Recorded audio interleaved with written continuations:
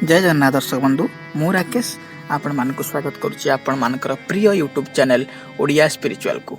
दर्शक बंधु महाप्रभु जगन्नाथ लीला विचित्र तांकर दैनंदिन दिनचर्या विचित्र से विषय में आज एक सामान्य आलोकपात करवा। ए भिडियोटी शेष पर्यटन शुणु जदि महाप्रभुंर दैनंदिन नीति विषय जानापी चाहती। प्रथम नीति हूँ द्वारफिटा बा मंगल आरती। द्वारफिटा नीति प्रतिदिन भोर 5टा बा ता पूर्वर हेबार नियम श्रीमंदिर स्वतलिपि बा रेकर्ड सपराइट रे उल्लेख अच्छी। केतक विशिष्ट पर्व मानकरे यथा दशहरा परदिन एकादशी ठारू कार्तिक पूर्णिमा पर्यंत धनु संक्रांति ठारू मकर संक्रांति पर्यंत द्वारफिटा नीति राति 3टा ରୁ 3टा भितर कराए। द्वारफिटा नीति 5 जन सेवक उपस्थिति निहाती आवश्यक। से माने हेले भितर चमापात्र, प्रतिहारी, मुदुली, अखंड मेकअप और पालिया मेकअप। पूर्व रात्रि जदि पहुड़ होता है तेबे मंदिर भितर एवं बाहर बेढ़ा शोध हो बड़ देउलर छामु द्वार एवं जय विजय द्वार बंद हो ताला पड़ी था एवं ताला उपरे माटीर मुद दि जाए। यही मुद तलिच्छु महापात्र देई थांती। उपरोक्त 5 जन सेवक जय विजय द्वार निकट को जाई ताला उपरे पड़िथिबा मुद को जांच करती। तापर एही द्वार ताला मुद को खोले। एमाने जय विजय द्वार दे भीतर को जाई छामु द्वार बा कलाहाट द्वार को जाती। से द्वार रे पूर्व रात्रि रे पड़िथिबा ताला एवं मुद को मध्य जांच करती। एहा परे उक्त द्वार खोला जाए और परे परे श्रीमंदिर अन्यान्य द्वार संपूर्ण खोला जाए। कौन से असुविधा जो पूर्व रात्रि ठाकुर मानकर पहुड़ हो पारि नथिले द्वारफिटा नीतिर प्रश्न उठे ना। उक्त दिन केवल मंगल आरती ठारू नीति आरंभ होता है। भितर महापात्र श्री जगन्नाथंकर एवं अन्य 2 जन पुष्पालक सेवक बलभद्र एवं सुभद्रांकर मंगल आरती सिंहासन तले ठिया होई करिथांती। मंगल आरती बेले सर्वसाधारण भितर काठरे पाखरे रही महाप्रभुंकर ए दुर्लभ आरती को दर्शन करती। एहा परे महाप्रभुंकर मैलम हुए। मैलम अर्थात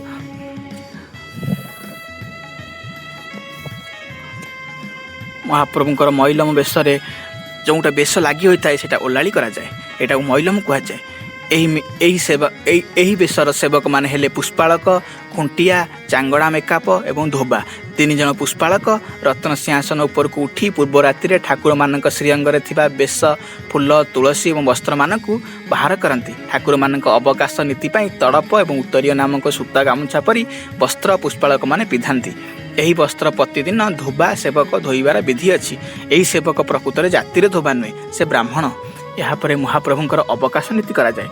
अवकाश नीति अर्थात ठाकुर मानकर दंतमार्जन एवं स्नान को अवकाश कहुए। यही नीति रे सेवक माने हेले पुष्पालक, सुआर बड़ू, पाणियापट, खटुली सेवक, दर्पणिया, मुख पखाल पढ़ियारी, अँला पटुआरी, मुख पखाल पुष्पालक, भंडार मेकअप, महाभई एवं मंदिर ज्योतिष। सिंहासन तले अवकाश पूजा ठा हुए। 3 जन पुष्पालक यही पूजा बसंती। से माने 3 ठाकुर को दांत काटी जीभ छेला दूररू देखाई दांत घसीबा एवं जीभ छेलाइबा परी करती। तापरे कर्पूर, दही, अँला एवं चंदन मिश्रित जल 3टी पित्तल दर्पण उपरे ढालती। एहा परे ठाकुर मानकर स्नान होईगला बोली धरा जाए। यही नीति हेबा समय ज्योतिष बा खीरी बा खुरी नायक ठिया होई दिय मानकर से दिनर नक्षत्र विचार शुणाती। यापरे मैलम करा जाए। अवकाश पर पुणी थे मैलम हुए। चांगड़ा मेकअप ठाकुर मानक पई जोगाइथिबा पार लागी खंडुआ पाट 3 ठाकुर एवं श्रीदेवी, भूदेवी एवं नीलमाधव को पुष्पालक माने पिधांती। यही समय अखंड मेकअप अखंड बत्ती जलांती। यह रात्र पहुड़ पर्यंत जलिबार विधि अच्छी।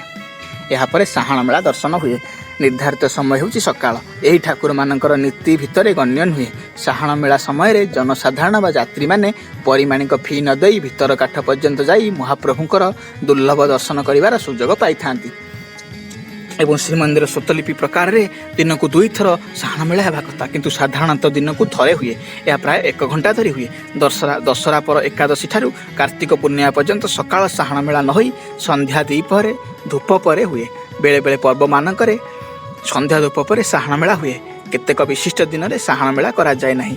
केतेक दिन मानक सकाळ धूप पर साहाण मेला हुए। पुष्पालक, खुंटिया, मेकअप, तड़ाउकरण, गोछिकार, प्रतिहारी एवं सुआर बड़ू यही सेवक मान द्वारा यही नीति संपन्न हुए। यापर बेश लगी हुए। ठाकुर मानक भिन्न भिन्न ऋतु पर्व मानक भिन्न भिन्न वस्त्र और अलंकार बेश कराए। पुष्पालक माने यही सब बेश करती। यापर अन्य नीति हूँ रोष होम।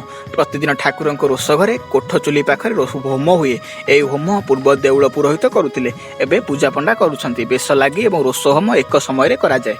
यापर हूँ सूर्य पूजा। मुक्ति मंडप पार्श्व थी सूर्य मंदिर में जड़े पूजा पंडा सूर्य पूजा करती। सूर्य पूजा पर आगामी नीति हूँ द्वारपाल पूजा। जय विजय द्वार जय और विजय द्वारपाल को पूजा पंडा माने पूजा करती। यापर हूँ महाप्रभुଙ୍କର गोपाल बल्लभ भोग। यही भोग ठाकुरଙ୍କର प्रातः भोजन बा जलखिया।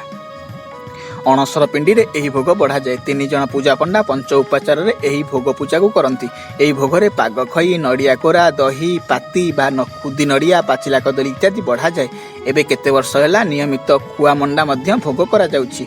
यही नीति रे संपुक्त सेवक माने हेले पूजा पंडा शुद्ध सुआर बल्लभ जोगाणिया सुआर बड़ू पत्री बड़ू गरा बड़ू पालिया मुहासुआर और प्रधानी। धनु मासरे पहली भोग समय बल्लभ भोग हुए। दोल पूर्णिमा और स्नान पूर्णिमा दिन बल्लभ और सकाळ धूप एकत्र हुए। गोपाल बल्लभ नीति पर महाप्रभुଙ୍କର सकाळ धूप नीति संपन्न हुए। सकाळ धूप होउथिबा कोठ भोग बा राजभोग प्रस्तुति ପାଇଁ आवश्यक होउथिबा द्रव्य मंदिर प्रशासन जोगाई दियंती। कोठ भोग सुपकार माने प्रस्तुत करती। सिंहासन तले पोखरिया रे एई भोग बढ़ा जाए। 3 जन पूजा पंडा भोग पूजा करती। बलभद्र को जड़े पूजा पंडा सुभद्रा को जड़े पूजा पंडा एवं जगन्नाथ को पूजा करथिबा पूजा पंडा सुदर्शन और श्रीदेवी भूदेवी पूजा करती। नीलमाधव स्वतंत्र पूजा नहीं। पूजा पंडा माने सिंहासन उपरे बसी पूजा करती। दिय मानकर जो घोड़ लगे बेश होता है से समय पूजा पंडा माने सिंहासन तले बसी पूजा करती। सकाळ धूप पूजा 16 उपचार रे होता है। धूप पर ठाकुर मानकर आलती पूजा पंडा माने करती। सकाळ धूप लगुवा भोग है खेचुड़ी कानिका साग कांजी एंडुरी मालपुआ झिली पिठापुड़ी हंसकेली आलू कदली भजा अदा पाचेड़ी बुंदिया इत्यादि सकाळ धूपर नीति सहित संपूर्ण सेवक माने हेले सुआर पंडा सुआर बड़ू प्रतिहारी पाणियापट प्रधानी पालिया मुहासुआर पंती बड़ू पंत्रीबंतु गरा बड़ू मुदुली रोषपाइक चांगड़ा मेकाप चंदन घंटुआरी पालिया मेकाप पालिया खुंटिया हड़प नायक बिडिया जोगाणिया गोछिकार खंटुआ एवं बजंती इत्यादि। यापर महाप्रभुଙ୍କର बेश को मैलम करा जाए एवं भोग मंडप नीति अनुष्ठित हुए। सकाळ धूप पर ठाकुर मानकर पुणी थरे मैलम हुए एवं बय बदला जाए। यापर गरुड़ स्तंभ पछपटे थिबा भोग मंडप घरे भोग मंडप भोग पूजा हुए। यही भोग प्रस्तुति पाई जहाँ द्रव्य लगे बा खर्च हुए यार मंदिर कर्तृपक्ष किछि बहन करती नहीं। यही भोग को सुआर निजोग द्वारा प्रस्तुत करा जाए एवं लोकंकर सर्वसाधारण बराद अनुसार भोग प्रस्तुति और बिक्री करने सकाशे भोग मंडप प्रस्तुत हुए। 3 जन पूजा पंडा पंच उपचार यही पूजा करती। यही धूपर निर्दिष्ट भोग नहीं। जात्री संख्या एवं बराद को चाह धूपकार माने भोग प्रस्तुत करती। अन्न डाली विभिन्न प्रकार तरकारी शाग और पिठा भोग लगे। सेवक मान हेले पालिया पुष्पालक चांगड़ा मेकाप पालिया मेकाप भोग मंडप प्रतिहारी सुआर बड़ू सुआर मुहासुआर खुंटिया प्रतिबड़ू गरा बड़ू पूजा पंडा इत्यादि। केतेक पर्व दिव मानक भोग मंडप पूजा सकाळ धूप पर न द्विपहर धूप पर हुए। बेले बेले सकाळ धूप पर द्विपहर धूप पर एवं संध्या धूप पर दरकार पड़े 3 थर भोग मंडप पूजा करा जाए। यापर महाप्रभुଙ୍କର नीति हूँ मध्याह्न धूप। यही धूपर भोग सिंहासन तले अर्थात पोखरिया हुए। सकाळ धूप पर यही पूजा पंडा माने 16 उपचार रे पूजा करती। सकाळ धूप नीति रे जो जो श्रेणी सेवक नियुक्त रुहंती मध्याह्न धूप में से माने रही थांती। भोग द्रव्य माने हेला पिठापुड़ी तपुरी आरिसा काकरा मालपुआ झड़ई लदा ताट मनोहर खैर चूल मरीच लडू फेणी टाकुआ गजा बिरीबड़ी अन्न मुग डाली पीति अन्न ओरिया मरीच पानी पणा खीरी सुबास पखाल साकर इत्यादि। भोग मंडप शेष होगा पर दिय मानकर आरती हुए। यापर अन्य नीति हूँ मध्याह्न पौड़। यही नीति हेबार नियम थिले मध्य प्राय हुए नहीं। वर्ष भितर केवल कार्तिक मास एवं धनु मासरे अल्प केते दिन हेबार संभव हुए। जदि समय नीति संपन्न हो न पारा और पर्वपर्वाणी दिन मानक अधिका नीति हेबा फल दिवा पौड़ हो पारे नहीं। संध्या आरती द्वार फिटा पर दिय मानकर संध्या आरती हुए। जगन्नाथ तलिछ महापात्र बलभद्र एवं सुभद्रा आरती अन्य 2 जन पुष्पालक सिंहासन तले ठिया होई करिथांती। आरती पर से माने ठाकुर मानकर पाट पतनी बेश करती। खुंटिया फूलमाला बढ़ाई दियंती। यदि दिवा पौड़ हुए नहीं तेबे द्विपहर धूप पर मैलम करा जाई बेश कार्य शेष होई संध्या आरती हुए। किंतु पहुड़ हेले संध्या आरती पर बेश हुए। एकादशी पड़े आरती पर मैलम बेश हुए।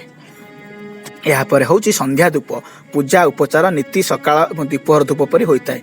धूप पर पूजा पंडा माने आरती करती। यही आरती को जय मंगल आरती कहुए। संध्या धूप चुपुड़ा पखाल पानी पखाल साकर କଅଁଳପୁଳି ମାଠପୁଳି ବିଭିନ୍ନ ପ୍ରକାର ଅମାଲୁ ଭୋଗ କରାଯାଏ। ଏହାପରେ ହେଉଛି ମଇଲମ ଏବଂ ଚନ୍ଦନ ଲାଗି। ସନ୍ଧ୍ୟା ଧୂପ ପରେ ସାହାଣ ମେଳା ହେବା କଥା। ନ ହୋଇପାରିଲେ ଠାକୁରମାନଙ୍କର ମଇଲମ ଏବଂ ଚନ୍ଦନ ଲାଗି ହୁଏ। ଠାକୁରମାନଙ୍କ ବେଶ ମଇଲମ ହୋଇ ଶାଢ଼ୀ ଏବଂ ଖଣ୍ଡୁଆ ପିନ୍ଧାଯାଏ। ପୁଷ୍ପାଳକମାନେ ଠାକୁରମାନଙ୍କୁ ଚନ୍ଦନ ଲାଗି କରନ୍ତି। ଚନ୍ଦନ ସହିତ କର୍ପୂର କେଶର କସ୍ତୁରୀ ଘୋରା ହୋଇଥାଏ। ଏହି ନୀତି ସହିତ ଜଡ଼ିତ ସେବକମାନେ ହେଲେ ପୁଷ୍ପାଳକ ସୁଆରବଡ଼ୁ ଘଣ୍ଟୁଆରୀ ପାଳିଆ ମେକାପ ପଢ଼ିଆରୀ ଗରାବଡ଼ୁ ହଡ଼ପ ନାୟକ ପାଳିଆ ଖୁଣ୍ଟିଆ ଇତ୍ୟାଦି। ଏହାପରେ ହେଉଛି ମହାପ୍ରଭୁଙ୍କର ନୀତି ହେଉଛି ବଡ଼ ସିଂହାର ବେଶ। ପୁଷ୍ପାଳକମାନେ ଦିଅଙ୍କୁ ବାର ଲାଗି ପାଟ ପିନ୍ଧାନ୍ତି ଏବଂ ବିଭିନ୍ନ ପ୍ରକାର ମାଳ ଫୁଲରେ ବେଶ କରନ୍ତି। ଏହି ବେଶରେ ମୁଖ୍ୟତଃ ଫୁଲରେ ବେଶ କରାଯାଏ। ଗୀତ ଗୋବିନ୍ଦ ଶ୍ଲୋକ ବୁଣା ଯାଇଥିବା ଖଣ୍ଡୁଆ ପାଟ ଦିଅମାନଙ୍କୁ ପରିଧାନ କରାଯାଏ। ଏହାପରେ ହେଉଛି ବଡ଼ ସିଂହାର ଭୋଗ। ଏହି ଭୋଗ ଠାକୁରଙ୍କର ଶେଷ ଭୋଗ। ପୂଜା ପଣ୍ଡାମାନେ ପଞ୍ଚ ଉପଚାରରେ ସିଂହାସନ ତଳେ ବସି ପୂଜା କରନ୍ତି। ଏହି ଭୋଗ ଶେଷରେ ଆରତି ହୁଏ ନାହିଁ। ସରପୁଳି ପିଠା ସୁଆର ପିଠା ବିରି ବୁହା ପିଠା କଦଳୀ ବରା ମିଠା ପଖାଳ କ୍ଷୀରି ଏବଂ କାଞ୍ଜି ଇତ୍ୟାଦି ଭୋଗ କରାଯାଏ। ଖଟ ସହିତ ଲାଗି ଏବଂ ରାତ୍ର ପହୁଡ଼ ଏହା ଠାକୁରମାନଙ୍କ ଶୟନ ବ୍ୟବସ୍ଥା କରାଯାଏ। ପାଳିଆ ପୁଷ୍ପାଳକ ଭଣ୍ଡାର ଗରୁ ଭଣ୍ଡାର ମେକାପ ଠାରୁ ଶୟନ ଠାକୁରଙ୍କୁ ନେଇ ଜଗନ୍ନାଥଙ୍କ ନିକଟରେ ବିଜେ କରାନ୍ତି। ଏହି ଶୟନ ଠାକୁର ସୁନାରେ ତିଆରି ନାରାୟଣ ଏବଂ ଲକ୍ଷ୍ମୀଙ୍କ ମିଳିତ ମୂର୍ତ୍ତି। ଏହା ଅଷ୍ଟଭୁଜ ବିଶିଷ୍ଟ। ଏହିପରେ ଦିଅମାନେ ପଇଡ଼ ଏବଂ ବିଡ଼ିଆ ମୁହୁଣୀ ହୁଏ। ପୁଷ୍ପାଳକମାନେ ସିଂହାସନ ତଳେ ଠିଆ ହୋଇ କର୍ପୂର ଆରତି କରନ୍ତି। ଆରତି ସମୟରେ ଦେବଦାସୀ କଳାହାଟ ଦ୍ୱାରରେ ରହି ଭଜନ ଗାନ କରନ୍ତି। ଭିତରେ ଗାହାଣୀ ଦେବଦାସୀ ସେବା ଏବେ ବନ୍ଦ ଅଛି। ଏହା ପୂର୍ବରୁ 3ଟି ରତ୍ନ ପଲ୍ଲକ ସିଂହାସନ ତଳେ ଠାକୁରଙ୍କ ସାମ୍ନାରେ ପଡ଼ି ସରିଥାଏ। ଶୟନୀ ଠାକୁରଙ୍କୁ ପୁଷ୍ପାଳକ ଏବଂ ଗରାବଡ଼ୁ ହାତରେ ବିଜେ କରାଇ ଜୟ ବିଜୟ ଦ୍ୱାରଙ୍କ ନିକଟକୁ ଆଣନ୍ତି ଏବଂ ସେଠାରେ ଏକ ବଡ଼ ଡମ୍ବୁରୁ ଉପରେ ଏଠାରେ ଠାକୁରଙ୍କୁ ବିଜେ କରାନ୍ତି। ଏହି ଅବସ୍ଥାରେ ଠାକୁରଙ୍କର ବିଡ଼ିଆ ମୋହଣି ଏବଂ ପଇଡ଼ ଭୋଗ ହୁଏ। ପାଳିଆ ଖୁଣ୍ଟିଆ ଠାକୁରଙ୍କ ଉପରେ ପୁଷ୍ପାଞ୍ଜଳି ପକାନ୍ତି। ଏହାପରେ ଶୟନ ଠାକୁରଙ୍କୁ ଜୟ ବିଜୟ ଦ୍ୱାର ନେଇ ଜଗନ୍ନାଥଙ୍କ ପଲଙ୍କରେ ଶୟନ କରାଯାଏ। ପରେ ପରେ ଭଣ୍ଡାର ଘରକୁ ନିଆଯାଏ। କଳାହାଟ ଦ୍ୱାର ବନ୍ଦ କରି ମୁଦୁଲି ତାଲା ପକାନ୍ତି ଏବଂ ତାଲାରେ ମାଟିର ମୁଦ ଦିଅନ୍ତି। ତଳି ଛମାପାତ୍ର ସିଲ୍ ପକାନ୍ତି। ତାହାପରେ ଜୟ ବିଜୟ ଦ୍ୱାର ସେହିପରି ତାଲା ପଡ଼େ ଏବଂ ସିଲ୍ ହୁଏ। ପୂର୍ବରୁ ଭିତର ଦକ୍ଷିଣ ଦ୍ୱାର ବନ୍ଦ କରାଯାଏ। ଜୟ ବିଜୟ ଦ୍ୱାର ସିଲ୍ ହେବା ପରେ ଦକ୍ଷିଣ ଦ୍ୱାର ପଟେ ତାଲା ପଡ଼େ ଏବଂ ସିଲ୍ ହୁଏ। ମନ୍ଦିର ଭିତରେ ଏବଂ ବାହାର ଭିତର ଶୋଧ ହୁଏ, ଅର୍ଥାତ୍ ମନ୍ଦିର ଭିତରେ କୌଣସି ଲୋକଙ୍କୁ ରଖାଯାଏ ନାହିଁ। ମନ୍ଦିର ପୋଲିସ ଏହି କାର୍ଯ୍ୟକୁ ସମ୍ପନ୍ନ କରନ୍ତି। ଏହା ହେଉଛି ସଂକ୍ଷେପରେ ଶ୍ରୀ ଜଗନ୍ନାଥଙ୍କ ମନ୍ଦିରରେ ଦୈନନ୍ଦିନ ସାଧାରଣ ଦିନର ନୀତି। ପର୍ବପର୍ବାଣୀ ଏବଂ ବିଶିଷ୍ଟ ଦିନମାନଙ୍କରେ ଦୈନନ୍ଦିନ ନୀତି ନିର୍ଘଣ୍ଟ ସାମାନ୍ୟ ବ୍ୟତିକ୍ରମ ହୁଏ ଏବଂ ଅନେକ କିଛି ଅଧିକ ନୀତି ସମ୍ପନ୍ନ ହୁଏ। ଦର୍ଶକ ବନ୍ଧୁ, ଯଦି ଏ ଭିଡ଼ିଓଟି ଆପଣଙ୍କୁ ଭଲ ଲାଗିଲା ତେବେ କମେଣ୍ଟ କରି ଜଣାନ୍ତୁ। ଲାଇକ୍ ଏବଂ ସେୟାର କରିବାକୁ ଭୁଲନ୍ତୁ ନାହିଁ। ଜୟ ଜଗନ୍ନାଥ।